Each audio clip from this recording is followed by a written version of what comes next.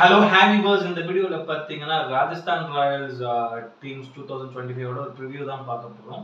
So இந்த வாட்டி ராஜஸ்தான் வந்து பார்த்தீங்கன்னா ஓரளவு டீம்ஸ் எல்லாம் மெகா ஆக்ஷன் முன்னாடி ஷஃபிள் பண்ணி தூக்கி போட்டு அவங்களோட ரிட்டென்ஷனே ராங்காக தான் இருந்தது. ஏன்னா அவர் 18 கோடிக்கு சஞ்சு சாம்சன் எடுத்தாங்க, ஒர்த் 18 கோடிக்கு எஸ்எஸ்பி ஜெய்ஸ்வால் ரிட்டைன் பண்ணாங்க, ஒர்த். ஸோ இவங்க 2 பேரை தவிர அவங்க மிக்சர் ரிட்டைன் பண்ண 3 பிளேயர்ஸ் ஒர்த்தான்னு கேட்டிங்கன்னா எனக்கு பொறுத்த வரைக்கும் நான் டவுட்டுன்னு தான் சொல்லுவேன்.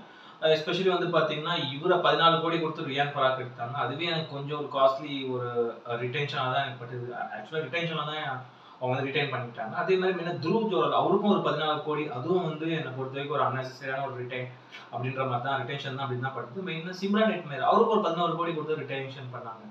ஸோ இந்த 3 பிளேயரை ரிட்டைன் பண்ண இவங்க so Ashwin, Chahal, Jos Buttler, Trent Boult இந்த மாதிரி பிளேயர்ஸ்லாம் எதுக்கு வெளியே விட்டாங்க? இந்த 4 பிளேயர்ல இந்த 3 பிளேயருக்கு பதிலாக இந்த 3 பிளேயர் எடுத்துருக்கலாமே.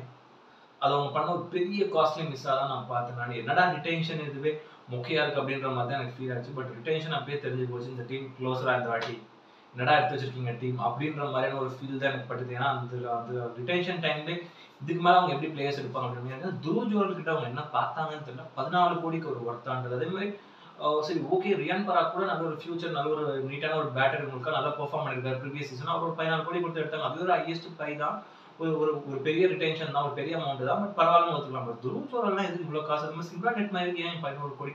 சரி அட்லீஸ்ட் இந்த 2 பிளேயரை குவிட் பண்ணியிருந்தா கூட இது வந்து 25 கோடிக்கு வந்து அழகா அஸ்வின் ஒருத்தரும் ஜாஸ் பட்லர் ஒருத்தரும் கூட எடுத்துருக்கலாமே. இல்லைன்னா ட்ரெண்ட் போல்ட்டும் ஜாஸ் பட்லரும் எடுத்துருக்கலாமே. 2 பேரும் எவ்வளோ சாம்பியன் பேட்ஸ்மேன், சாம்பியன் போலர், அவ்வளோ லெதாஜிக்கா ஒரு இது இல்லாமல் வந்து ரிட்டென்ஷன் பண்ணாங்கன்னு போது எனக்கு தெரிஞ்சு போச்சு இந்த வாட்டி ஊற்றிக்க போகுது டீமு. இவங்க மெகா ஆக்ஷன் பண்ண கூட அந்த அளவுக்கு நல்ல பிளேஸ் எடுக்க போகிற மாதிரி தெரியல. மேனேஜ்மெண்ட்டே ஒரு மாதிரி இருக்குன்ற மாதிரி எனக்கு ஒரு ஃபீல் ஆகிருந்தது ராஜஸ்தான் ராயல்ஸ். ஸோ அந்த மாதிரி டீம் காம்பினேஷன் இந்த வாட்டி எப்படி எடுத்திருக்காங்கன்னா, ஓப்பனர் வந்து எஸ்எஸ்பி ஜெய்ஸ்வால், அதே சஞ்சு சாம்சன் தான். நல்ல ஒரு நீட்டான ஒரு young Indian openers. Left and right combinations 2 பேருமே அக்ரெசிவாக ஆடக்கூடிய ஒரு பிளேயர்ஸ், பவர் பிளேயர், பெரிய ரன்ஸ் அடிக்கக்கூடிய ஒரு players. At the same time ஓரளவுக்கு கன்சிஸ்டன்டாகவும் சுச்சுவேஷனுக்கு ஏற்ற மாதிரி ஆடக்கூடிய பிளேயர்ன்றப்போ 2 பேரும் ஒரே டைப் ஆஃப் பிளேயர்னால ரொம்ப யூஸ்ஃபுல்லாக இருக்கும். அவங்களோட ஒரு ஓப்பனிங்காக வந்து ஒரு நல்ல தடல்புடலாக இருக்கும். ஏன்னா பவர் பிளேயர் நல்லா அக்ரெசிவ் ஆடுவாங்க, மிடில் ஆடுவாங்க, நின்று ஆடுவாங்க இருக்கும்போது பாப்பா இந்த வாட்டி எவ்வளோ 100+ பார்ட்னர்ஷிப்ஸ் போடுறாங்க அவங்கன்றது. இன்னொரு நல்ல ஒரு ஓப்பனிங் பேரே சூப்பராக இருக்கும். நம்பர் 3 பொறுத்து நிதிஷ் ராணா வந்து ஆட போறாரு. அவர் வந்து லாஸ்ட் சீசன்லாம் பெஞ்சில் இருந்தார், சும்மா தான் உட்காந்துருந்தாரு. பட் ஆனால் அதுக்கு முன்னாடி கேகேஆருக்காக ஒரு 400+ ரன்ஸ் எவ்ரி சீசன் அடிச்ச ஒரு பிளேயர் தான், கன்சிஸ்டண்டாக 2 சீசன். லெஃப்ட் ஹேண்ட் பேட்ஸ்மேன், நல்லா கன்சிஸ்டண்டாக ஆடக்கூடிய ஒரு பிளேயர். ரன்ஸ் மெயினாக அடிப்பார். அந்த ஒரு லைனா டைப் ஆஃப் ஒரு பேட்ஸ்மேன்ன்றதுனால ரொம்ப நல்ல நீட்டான ஒரு பிளேயர். ஐபிஎல் ஒரு அண்டர்ரேட்டட் பேட்ஸ்மேன். அவர் வந்து கரெக்டாக யூஸ் பண்ணிக்கிற இந்த டீமும் பெருசாக எக்ஸப்ட் கேகேஆர். இப்போ திரும்பி கேகேஆருக்கே இவர் வந்து திரும்பி பிக் பண்ணி உள்ள உட்கார வச்சிருக்காங்க. பாப்போம் நம்பர் 3க்கு ஒரு நீட்டான ஒரு பேட்ஸ்மேனாக இருப்பார் அவங்க டீமை பொறுத்தவரைக்கும். நம்பர் 4 வந்து கேகேஆர் வந்து இப்போ வந்து ஆர்ஆருக்கு வந்திருக்காரு. பட் ஆனால் வந்து நல்ல ஒரு நீட்டான ஒரு பேட்ஸ்மேனாக இருப்பாருன்னு சொல்ல வந்தேன். அதே மாதிரி நம்பர் 4 பொறுத்த வரைக்கும் வந்து பார்த்தீங்கன்னா ரியான் பராக் லாஸ்ட் சீசன் நெக்ஸ்ட் சீசன்லாம் நல்லா அடிச்சாரு. கன்சிஸ்டண்டாக ஒரு 350 400 ரன்ஸ் கிட்ட அடிச்சாரு. ஸோ மேட்சுக்கு மேட்ச் ஓரளவு கொஞ்சம் ரன்ஸ் ஒரு 30 ரன்ஸ் 40 ரன்ஸ் 50 ரன்ஸ்ன்ற மாதிரி அடிச்சுட்டு தான் இருந்தாரு. கொஞ்சம் நல்லா எக்ஸ்ப்ளோசிவாகவும் அக்ரெசிவாகவும் ஆடினாரு. ஸோ ரியான் பராக் அவரோட ஸ்டைலே மாற்றிட்டு கொஞ்சம் அவரோட இதில் கிராஃபை மாற்றிட்டு வந்து ஸோ இன்டர்நேஷனல் டீம்லாம் டெபியூட் ஆனாருன்றது போது ரொம்ப ஒரு நீட்டான ஒரு பேட்ஸ்மேன் அவர் ரியான் பராக். அவரோட இது வந்து பார்த்தீங்கன்னா ரொம்ப ஒரு கஷ்டப்பட்டு ஒரு வில்லேஜ்லேருந்து அசாம்லேருந்து வந்து அப்புறம் ஐபிஎல் நல்லா பெர்ஃபார்ம் பண்ணி டேட்டிங் மீட் போயிட்டு நல்ல ஒரு இன்ஸ்பைரிங்கான ஒரு ஸ்டோரி தான் அவருக்கு. நல்ல ஒரு ஹார்ட் ஒர்க்கிங் பிளேயர்ன்ற போது வந்து பார்த்தீங்கன்னா அந்த நம்பர் 4 ஸ்பாட்டுக்கு திரும்பி அவர் இதுக்கு முன்னாடி ப்ரீவியஸ் சீசன் வச்சிருந்த ஃபார்மே கொண்டு வந்தாருன்னா ஸோ அந்த ஒரு மிடில் ஆர்டர் கொஞ்சம் நல்ல ஒரு ஸ்டேபிளாக ஸ்ட்ராங்காக இருக்கும். அதே மாதிரி நம்பர் 5 துருவ் ஜோரல் ஆட போறாரு. ஸோ இவர் எது 14 கோடி கொடுத்து ரிட்டைன் பண்ணாங்க தான் வீடியோ ஸ்டார்டிங்கில் சொல்லிட்டு இருந்திருப்பேன். ஸோ இது கொஞ்சம் ஒரு மாதிரி காஸ்ட்லியான பையாக தான் இருக்குது. வந்து எப்படி பெர்ஃபார்ம் பண்ணுவாருன்னு வெயிட் பண்ணி தான் பார்க்கணும். பெருசாக கன்சிஸ்டண்டாக பெர்ஃபார்ம் பண்ணி ஒரு ப்ரூவ் பண்ணது கிடையாது ஐபிஎல்ல முன்னாடி சீசன்ஸ்லாம். பார்ப்போம் இந்த சீசன் எப்படி பெர்ஃபார்ம் பண்ணுறாருன்றது. ஏன்னா கொடுத்த காசுக்காக இந்த ப்ரைஸ் டேக்காக நல்லா பெர்ஃபார்ம் பண்ணுறாருன்னு வெயிட் பண்ணி பார்க்கலாம். அதே மாதிரி நம்பர் 6 வந்து சுபம் துபே. அவரும் வந்து பார்த்தீங்கன்னா ஒரு லெஃப்ட் ஹேண்ட் பேட்ஸ்மேன். ஓரளவு நீட்டாக டொமஸ்டிக் சர்க்கியூஸ்லாம் நல்லா பெர்ஃபார்ம் பண்ணிட்டு வராரு, கன்சிஸ்டண்டாகவும் ஆடிட்டு வராருக்கும் போது ஸோ ஓரளவு இந்த மிடில் ஆர்டரில் ஓரளவு கொஞ்சம் அந்த ஒரு ஸ்ட்ரோக் விளையாடக்கூடிய ஒரு நீட்டான ஒரு பிளேயராக இருப்பார். அதே மாதிரி நம்பர் 7 சிம்ரன் ஹெட்மேயர் வந்து நல்ல நீட்டான ஒரு ஃபினிஷர். இவருக்கு கூட அந்த 11 கோடி ஓகே அப்படின்ற மாதிரி தான் எனக்கு பட்டுது. ஏன்னா வந்து ஒரு நீட்டான ஒரு ஃபினிஷர், எனி டைம் கேமை மாற்றக்கூடிய ஒரு பிளேயர். இவரை நம்ம பார்த்துருப்போம் லாஸ்ட் இயர் ஐபிஎல்ஸ்லேயே. திடீர்னு ஒரு 5 ஓவர் 20 ரன் 80 ரன் அடிக்குன்னா இவர் வந்து அடிச்சு கொடுத்துட்டு போயிடுவார் ஃபினிஷிங்கில். லாஸ்ட் ஒரு 4 6 6 பட்டு பட்டுன்னு அடிச்சு கொடுத்துட்டு போவாங்க. நல்ல ஒரு எக்ஸ்ப்ளோசிவான ஒரு ஃபினிஷர் ரோல் தான் அவர் வச்சிருக்காங்க. நீட்டான ஒரு பிளேயர். இப்போ ரீசெண்டாக இந்த மாதிரி கரேபியன் லீக்ஸ்னா ஒரு 2-3 லீக்லாம், சவுத் ஆப்பிரிக்கன் லீக்லாம் நல்லா ஆடினாரு, கன்சிஸ்டண்டாக இருந்தார். பாப்பா எப்படி பெர்ஃபார்ம் பண்ணுறாரு. அது வந்து நல்லா டாப் த ஆர்டர் ஆடினாரு. இதுலேயும் அவர் வந்து ஒரு டாப் ஆர்டர் ட்ரை பண்ணிட்டு கூட ரியான் பராக் 5 அமைச்சிட்டு ஒரு 4ல் வைக்கலாம். பார்ப்போம் எப்படி யூஸ் பண்ணுறாங்க. இந்த வாட்டி வந்து அவர் ஃபினிஷராக தான் யூஸ் பண்ணுறாங்களா என்னன்றது பார்க்கணும் ராஜஸ்தான் ராயல்ஸ். அதே மாதிரி நம்பர் 8 பார்த்தீங்கன்னா வனிது அசரங்கா நல்ல ஒரு நீட்டான ஒரு பேட்டர், கொஞ்சம் ஓரளவு கொஞ்சம் கன்சிஸ்டன்டா ரன்ஸ் ஆடிக்கூடிய ஒரு பேட்டர் தான். அட் த சேம் டைம் வந்து ஒரு லெக் ஸ்பின்னரும் கூட, நல்ல wicket taker cum leg spinner, நல்லா எக்கனாமிக்கலாவும் போடுவார். சேம் டைம் வந்து நிறைய வேரியேஷன்ஸ் கொடுத்து விக்கெட் எடுப்பாரு. ஸோ ராஜஸ்தான் ராயலுக்கு இது ஒரு நல்ல நீட்டான ஒரு அட்வான்டேஜான ஒரு இது. ஏன்னா ஒரு 5.25 crores ஒரு நீட்டான ஒரு பிக்கு தரமா எடுத்திருக்காங்க அவர். அதே மாதிரி நம்பர் 9 வந்து ஜோஃப்ரா ஆர்ச்சர், இது வந்து ஓவர் பிரைஸ் ஆச்சுன்னு படுது. ஏன்னா வந்து ஒரு 12 ரூபாய் ஜோஃப்ரா ஆர்ச்சர் எடுத்திருக்காங்க. அவரும் எப்படி இருந்தாலும் ஆட போறது வந்து 3 மேட்ச் 4 மேட்ச் ஆடி காலை பிடிச்சிட்டு போக போறாரு. இன்ஜுரி ப்ரூவ் ஆகுது. அவருக்கு இவ்வளவு காசு கொடுத்து எடுத்தாங்கன்றதுல அதுவே ஒரு பெரிய மிஸ் தான் நான் பார்க்குறேன். இவ்வளவு 12 கோடி கொடுத்து எடுத்ததுக்கு ரீடைனே பண்ணிருக்கலாம். ட்ரெண்ட் போல்டன் நல்ல power play bowler, wicket taker, இவங்களுக்காக எவ்வளோ விக்கெட்ஸ் எடுத்து கொடுத்துருக்காரு. நல்லா பெர்ஃபார்ம் பண்ணிருக்க ஒரு பிளேயர். என்ன மனசு கேட்கல அவரை விட்டது. அது ஏன்டா இந்த மாதிரி பண்ணி வச்சிருக்காங்க இந்த மேனேஜ்மெண்ட். பட் இவரை ஜோஃப்ரா ஆர்ச்சர் இவ்வளோ கோடி கொடுத்து எடுத்ததுன்னு சுத்தமா வேஸ்ட் தான் தோணுது. எனக்கு இவர் எல்லா ஃபைனல் மேட்சும் ஆடுவாரான்றது ஒரு பெரிய டவுட் தான். அப்படி இருக்கும் இது வந்து ஒரு தேவையில்லாத ஒரு பிட், அது இவ்வளோ அமௌண்ட்டை வேஸ்ட் பண்ணிருக்காங்க அப்படின்ற மாதிரி தான் நான் எனக்கு பட்டுது. அதே மாதிரி அடுத்து சந்தீப் சர்மா நல்ல ஒரு இன்ஸ்டிங் போலர், நல்ல எக்ஸ்பீரியன்ஸ்டான ஒரு போலர். ரொம்ப ரொம்ப ஒரு எக்ஸ்பீரியன்ஸ்டான ஒரு bowler IPL Sandeep Sharma. So இவரோட எக்ஸ்பீரியன்ஸ் இங்கே ரொம்ப கை கொடுக்கும். ஏன்னா லாஸ்ட் சீசன்ஸ்மே நல்ல விக்கெட்ஸ்லாம் எடுத்தார். முக்கியமான ஒரு மேட்சஸ்லாம் சிஎஸ்கே மேட்ச் வரைக்கும் சூப்பராக போலிங் போட்டிருந்தாரு.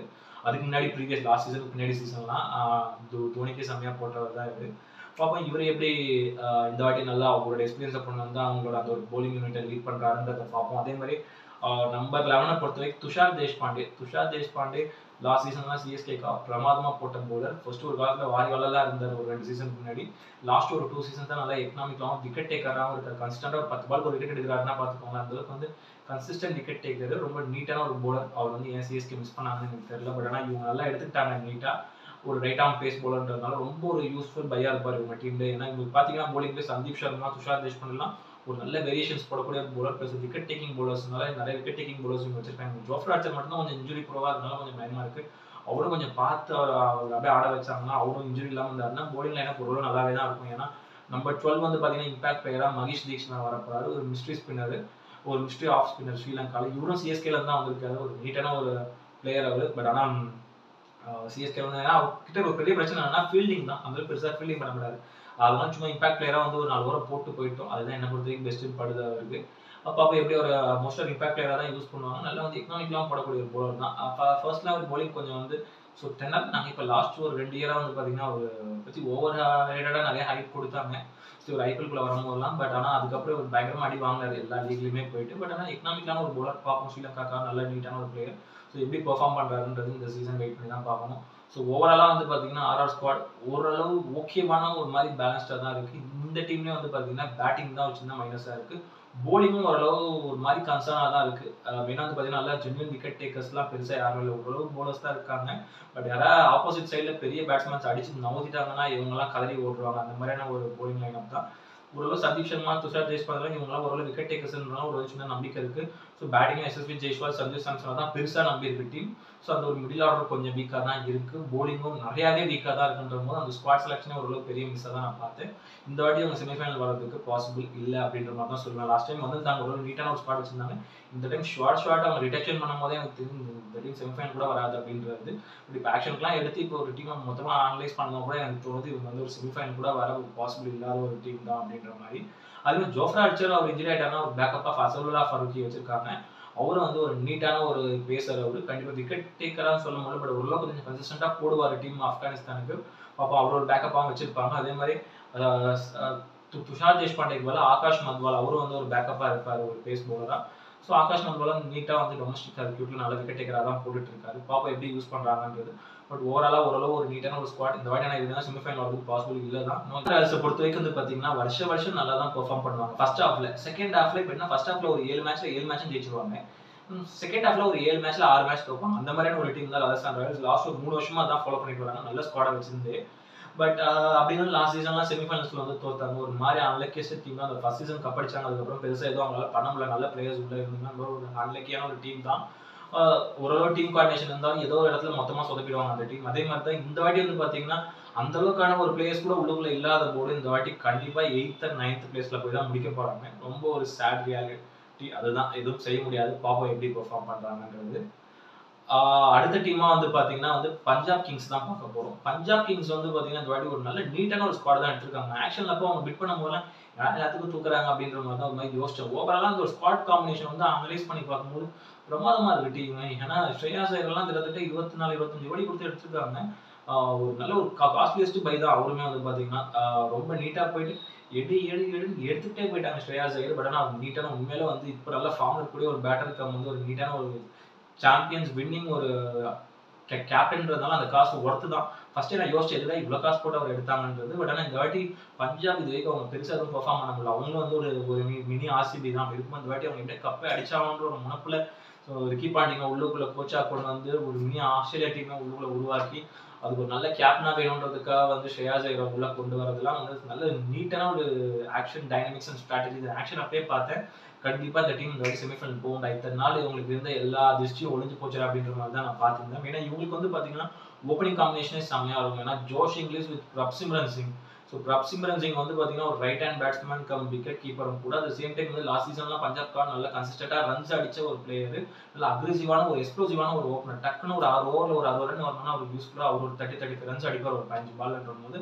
ஒரு அக்ரெசிவான ஒரு யங்ஸ்டர் கம் நல்ல ஒரு ஓப்பனர்ன்றனால அவர் ரொம்ப யூஸ்ஃபுல்லா இருப்பார் ஓப்பனிங் பேட்டிங்ல. அவர் கூட சேர்ந்து வந்து ஓப்பனிங் பண்ணும்போது ஜோஷ் இங்கிலீஷ் இப்போ ரீசெண்ட் டேஸ்ல ஆஸ்திரேலியாக்காக கன்சிஸ்டன்டா பெர்ஃபார்ம் பண்ணிட்டு வரக்கூடிய ஒரு பேட்டர். அது மாதிரி டொமஸ்டிக் லீக்ஸ்லயும் ஆஸ்திரேலியா பிக் பாஷ் லீக்ஸ்லயும் இருக்கட்டும் நிறைய டொமஸ்டிக் லீக்ஸ்ல கன்சிஸ்டன்டா ரன்ஸ் அடிச்சுட்டு வராரு. ஒரு T20 ஃபார்மேட்டை பொறுத்த வரைக்கும் வந்து பாத்தீங்கன்னா அப்படி இருக்கும்போது ஜாஸ் இங்கிலீஷ் அவருக்கு வந்து இந்தியன் பிச்சர்ஸ்ல அதிகமா ஆடி போற பழக்கம் இல்லை. அப்படின்னாலும் இப்போ ரீசெண்ட் இயர்ஸ்ல வந்து நல்ல ஒரு மொழமொழான பேட்டிங் ட்ராக் தான் ஐபிஎல்ல கொடுத்துட்டு வராங்க. ஆடியன்ஸ் பார்க்க என்ஜாய் பண்ணணும் அப்படின்றதுக்கான நிறைய கிரவுண்ட்ஸ் வந்து பேட்டிங் ட்ராக்கா இருக்கிறதுனால எஸ்பெஷலி பஞ்சாப் கிரவுண்ட்லாம் வந்து ஓரளவு கொஞ்சம் அந்த ஒரு ஸ்பின்னுக்குலாம் ஆக்சஸ் ஆகும். அது இப்போ இருக்க புது கிரவுண்ட் ஓரளவு நல்ல பேட்டிங் யூஸ் ஆகுன்னு சொல்றாங்க. இப்போ புது கிரவுண்ட் தான் ஆட போறாங்க.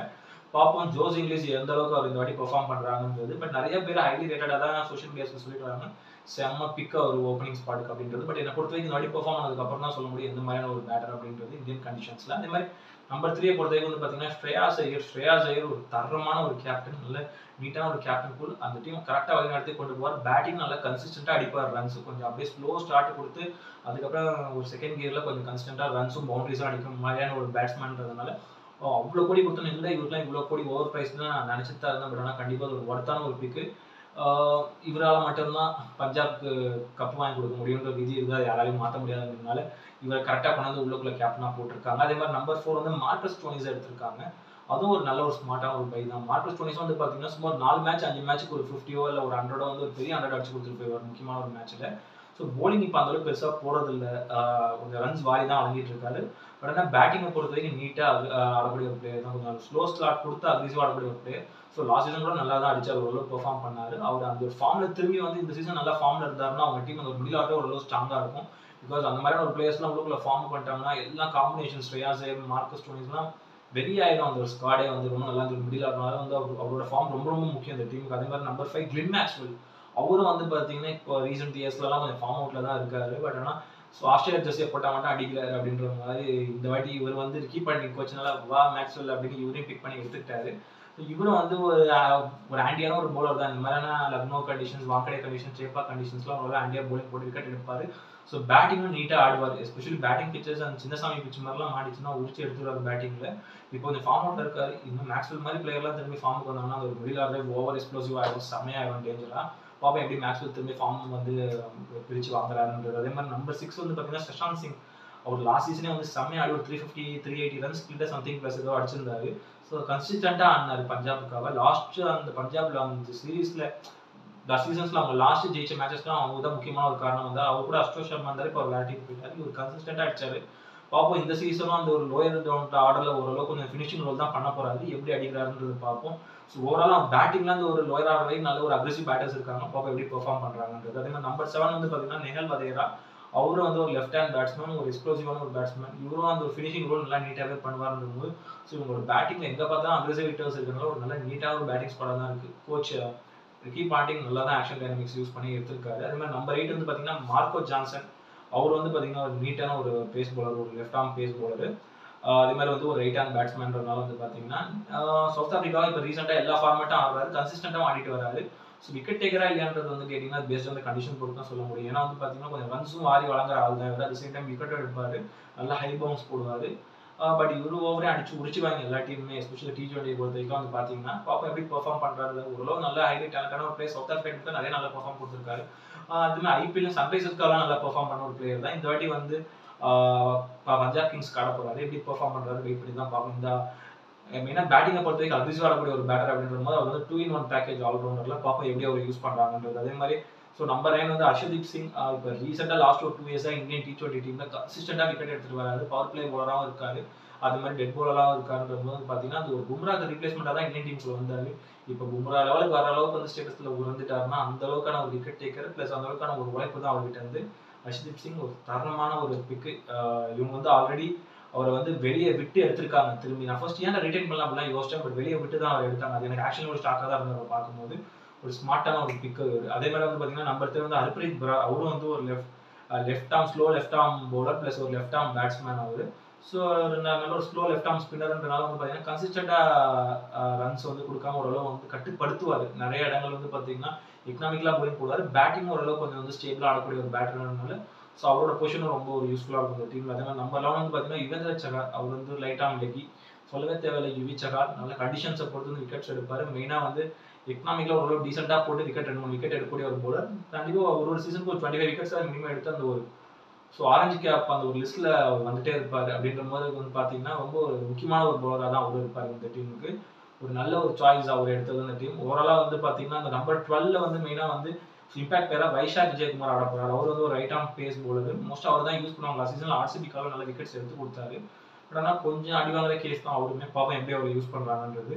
ஸோ மெயினாக இது வந்து பார்த்தீங்கன்னா சப்போஸ் மார்க்கஸ் ஸ்டோனிஸ் இன்ஜுரியாக ஆட முடியும்னா அவருக்கு பேக்கப்பாக வந்து பார்த்தீங்கன்னா அஸ்மதுல்லா ஓமஸ் ஆகிருக்காரு. அவரும் வந்து ஒரு நீட்டான ஒரு bowler, at the same time வந்து நல்ல ஆண்டியான ஒரு பேட்ஸ்மேன்றதுனால ஒரு விக்கெட் டேக்கராகவும் ஒரு 2 விக்கெட் எப்படியா எடுத்துருவார் ஒரு 4 ஓவரில். அந்த மாதிரியான ஒரு ஆல்ரவுண்டர்னால ஒரு நீட்டான ஒரு backup right to right replacement Marcus ஸ்டோனிஸ்க்கு. அதே மாதிரி மார்க்கோ ஜான்சனுக்கும் பேக்கப் வந்து பார்த்தீங்கன்னா ஆரோன் ஹேடி இருக்காரு. ஆரோன் ஹேடியும் ஒரு ஆஸ்திரேலியன் ஆல்ரவுண்டர் தான். பிக் பேஷ் இந்த மாதிரி நிறைய குளோபல் லீக்ஸில் நல்லா கன்சிஸ்டண்டாக ரன்ஸ் அடிச்சு விக்கெட் எடுத்துட்டு வராருன்றதுனால அவரும் ஒரு முக்கியமான ஒரு பேக்கப்பாக தான் இருப்பார். அதே மாதிரி வந்து பார்த்தீங்கன்னா ஹர்ஷதீப் சிங்க்கு வந்து பார்த்தீங்கன்னா குல்தீப் சேன் வந்து ஒரு நீட்டான ஒரு பேக்கப்பாக இருப்பார். அவரும் லாஸ்ட் சீசன் முன்னாடி சீசன்லாம் ராஜஸ்தான் ஆடிந்தார்னு நினைக்கிறோம். நல்ல பெர்ஃபார்மன்ஸ் கொடுத்த ஒரு பிளேயர் தான். அவரும் நல்ல பேர் தெரிஞ்ச ஒரு பிளேயர்ன்றதுனால அவரும் நல்ல ஒரு பேக்கப்பாக தான் இருப்பார். அதே மாதிரி வந்து இவங்க டீமில் நிறைய யங்ஸ்டர்ஸ் இருக்காங்க. அவங்களாம் எப்படி கரெக்டாக யூஸ் பண்ணுறாங்கன்றது தான் பார்க்கணும். இவங்க டீமுக்கு மெயினாக வந்து பார்த்தீங்கன்னா யாஷ் தாக்கூர்லாம் இருக்கார். அவரும் இம்பாக்ட் பிளேயராக. மோஸ்ட்டாக அவர் வந்து பார்த்தீங்கன்னா அந்த வைஷாக் விஜயகுமார் இல்லை யாஷ் தாக்கூர் யாராவது ஒருத்தர் தான் இம்பாக்ட் பிளேயராக வந்து இவங்க டீமில் 12th பிளேயராக ஆட போகிறாங்க. ஸோ யாஷ் தாக்கூரும் நல்லா நீட்டாக ஓரளவு எக்ஸ்பீரியன்ஸ் இருக்கக்கூடிய ஒரு பிளேயர் இருந்தால் பார்த்தீங்கன்னா லக்னோ சூப்பர் கிங்ஸ்லாம் ஆடிருக்காரு. கொஞ்சம் ஓரளவு வாரி வள்ளல் தான். பட் அவர் எப்படி யூஸ் பண்ணுறாங்கன்னு பார்ப்போம் இந்த வாட்டி இவங்க பஞ்சாபை பொறுத்த வரைக்கும். ஸோ ஓவராலாக வந்து பார்த்தீங்கன்னா பஞ்சாப் டீம் நல்லா நீட்டாகவே தான் இருக்குது. மெயினாக விக்கி பாட்டிங் கோச்சில் ஒரு புது கோச்சில் ஒரு புது கேப்டனில் ஓரளவு டீம் அழகாக செட்டில் பண்ணியிருக்காங்க.